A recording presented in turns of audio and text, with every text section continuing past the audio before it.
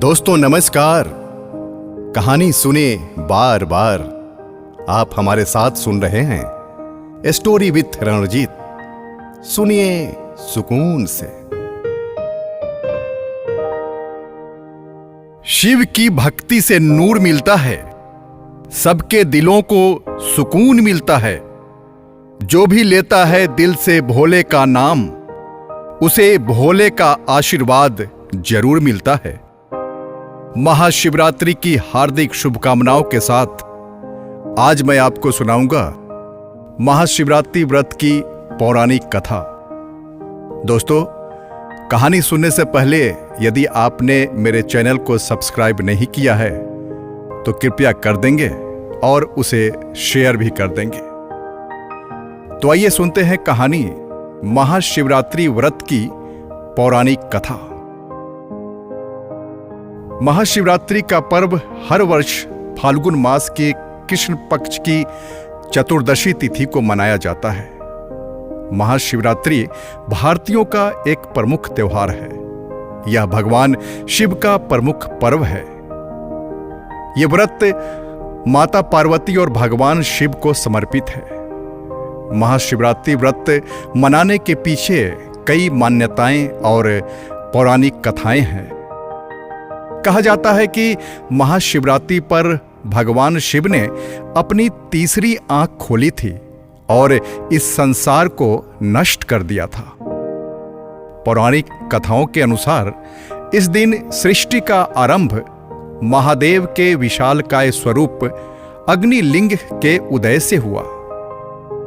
इसी दिन भगवान शिव ने वैराग्य छोड़कर देवी पार्वती संग विवाह करके गृहस्थ जीवन में प्रवेश किया था।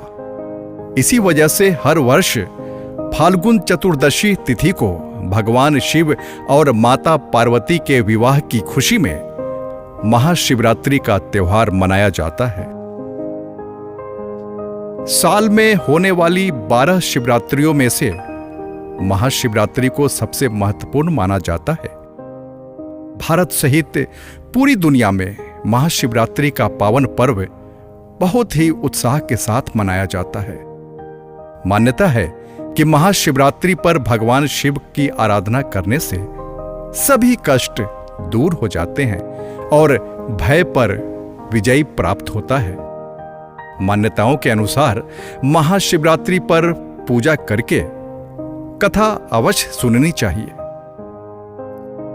एक बार पार्वती ने भगवान शिव शंकर से पूछा,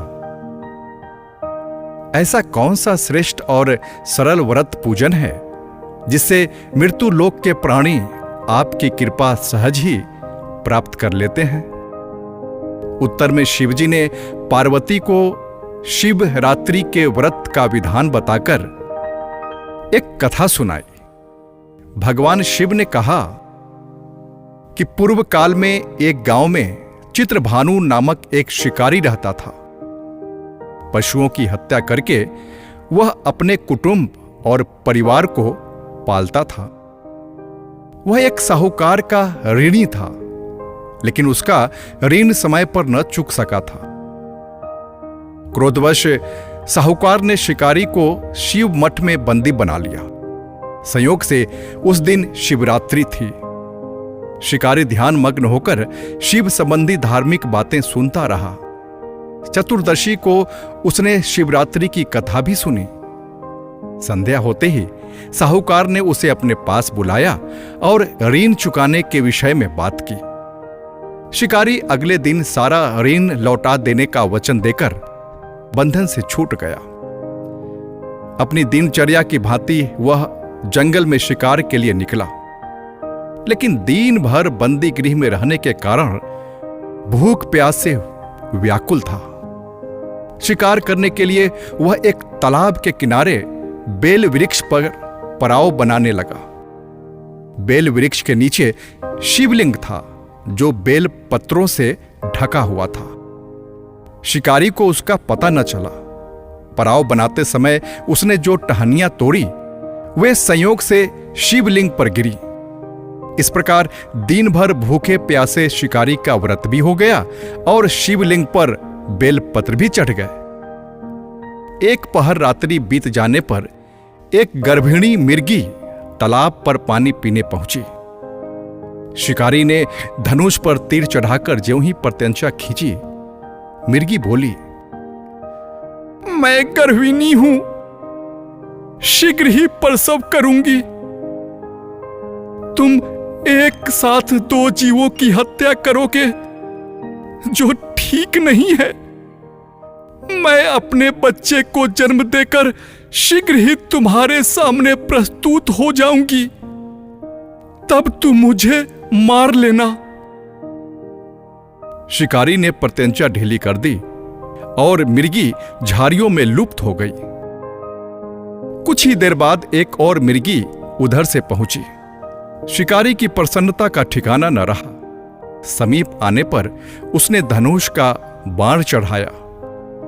तब उसे देख मिर्गी ने विनम्रता पूर्वक निवेदन किया, हे पार्थी, हे पारधी, मैं थोड़ी देर पहले ही ऋतु से निवृत्त हुई हूं। कामातुर विरहिणी हूं, अपने प्रिय की खोज में भटक रही हूं। मैं अपने पति से मिलकर शीघ्र ही तुम्हारे पास आ जाऊंगी। शिकारी ने उसे भी जाने दिया। 2 बार शिकार को खोकर उसका माथा ठनका। वह चिंता में पड़ गया। रात्रि का आखिरी पहर बीत रहा था। तभी एक अन्य मिर्गी अपने बच्चों के साथ उधर से निकली। शिकारी के लिए यह स्वर्णिम अवसर था। उसने धनुष पर तीर चढ़ाने में देर न लगाई। वह तीर छोड़ने ही वाला था कि मिर्गी बोली, हे पारधी, मैं इन बच्चों को पिता के हवाले करके लौट आऊंगी। इस समय मुझे मत मार। शिकारी हंसा और बोला, सामने आए शिकार को छोड़ दूं? मैं ऐसा मूर्ख नहीं। इससे पहले मैं 2 बार अपना शिकार खो चुका हूं। मेरे बच्चे भूख प्यास से तड़प रहे होंगे। उत्तर में मिर्गी ने फिर कहा, जैसे तुम्हें अपने बच्चों की ममता सता रही है, ठीक वैसे ही मुझे भी। इसलिए सिर्फ बच्चों के नाम पर मैं थोड़ी देर के लिए जीवन दान मांग रही हूं। हे पारधी, मेरा विश्वास कर। मैं इन्हें इनके पिता के पास छोड़कर तुरंत लौटने की प्रतिज्ञा करती हूं। मिर्गी का दीन स्वर सुनकर शिकारी को उस पर दया आ गई। उसने उस मिर्गी को भी जाने दिया। शिकार के अभाव में बेल वृक्ष पर बैठा शिकारी बेल पत्र तोड़ तोड़ कर नीचे फेंकता जा रहा था। पांव फटने को हुई तो एक हिष्ट पुष्ट मृग उसी रास्ते पर आया। शिकारी ने सोच लिया कि इसका शिकार वह अवश्य करेगा। शिकारी की तनी प्रत्यंचा देखकर मृग विनीत स्वर में कहा, हे पारधी भाई, यदि तुमने मुझसे पूर्व आने वाले 3 मृगियों और छोटे छोटे बच्चों को मार डाला है, तो मुझे भी मारने में विलंब न करो, ताकि उनके वियोग में मुझे एक क्षण भी दुख न सहना पड़े। मैं उन मृगियों का पति हूं। यदि तुमने उन्हें जीवन दान दिया है, तो मुझे भी कुछ क्षण जीवन दान देने की कृपा करो। मैं उनसे मिलकर तुम्हारे सामने उपस्थित हो जाऊंगा। मृग की बात सुनते ही शिकारी के सामने पूरी रात का घटनाक्रम घूम गया। उसने सारी कथा मृग को सुना दी। तब मृग ने कहा, मेरी तीनों पत्नियां जिस प्रकार प्रतिज्ञाबद्ध होकर गई है, मेरी मृत्यु से अपने धर्म का पालन नहीं कर पाएंगी। अतः जैसे ही तुमने उन्हें विश्वास पात्र मानकर छोड़ा है, वैसे ही मुझे भी जाने दो। मैं उन सब के साथ तुम्हारे सामने शीघ्र ही उपस्थित होता हूं। उपवास, रात्रि जागरण तथा शिवलिंग पर बेलपत्र चढ़ाने से शिकारी का हिंसक हृदय निर्मल हो गया था। उसमें भगवत शक्ति का वास हो गया था। धनुष और बाण उसके हाथ से सहज ही छूट गए। भगवान शिव की अनुकंपा से उसका हिंसक हृदय कारुणिक भावों से भर गया। वह अपने अतीत के कर्मों को याद करके पश्चाताप की ज्वाला में जलने लगा। थोड़ी ही देर बाद मृग सपरिवार शिकारी के समक्ष उपस्थित हो गया ताकि वह उनका शिकार कर सके। किंतु जंगली पशुओं की ऐसी सत्यता, सात्विकता और सामूहिक प्रेम भावना देखकर शिकारी को बड़ी ग्लानि हुई। उसके नेत्रों से आंसुओं की झड़ी लग गई।